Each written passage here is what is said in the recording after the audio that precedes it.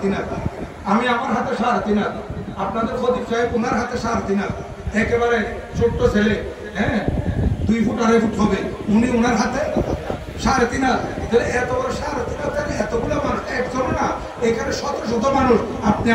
আপনারা আমার মোবাইলের ভিতর কেমনে ঢুকলেন বলেন, কেমনে ঢুকলেন? আর ঢুকছেন মোবাইলের পুরো এটা গ্লাস না, ক্যামেরার গ্লাস পুরোটা না, এই ক্যামেরার গ্লাস আছে একটু ছোট্ট একটা বিন্দু 3 সুতা 4 সুতা মাত্র, 4 সুতার একটা গ্লাস দিয়ে আপনারা আমার মোবাইলের ভিতর চলে আসছেন, এতগুলো মানুষ, হাজারো মানুষ। তাহলে আমি আপনাদের থেকে জিজ্ঞাসা করি, আপনার 3.5 হাজার বড় বড় মানুষ ছোট্ট একটা মোবাইলের ভিতর এতগুলো কেমনে হান দিলেন, কেমনে ঢুকলেন? তখন আপনারা বলবেন যে এটা তো বৈজ্ঞানিকের গবেষণা, এটা বৈজ্ঞানিকের গবেষণা।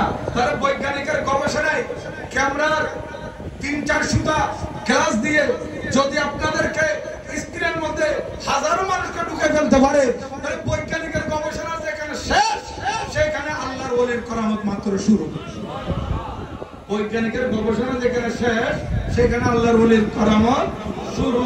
তো আল্লাহর ওলির করামতের যদি এরকম শান হয়, নবীগণের মুআজিজা আরো বেশি। তো আল্লাহর কুদরত সীমা আছে নাই? এই ওয়াহাবি মওদুদি বাতিল ফিরকা যারা আছে, এরা বৈজ্ঞানিকের গবেষণার উপর ঈমান রাখে, আল্লাহর কুদরতের উপর ঈমান রাখে না।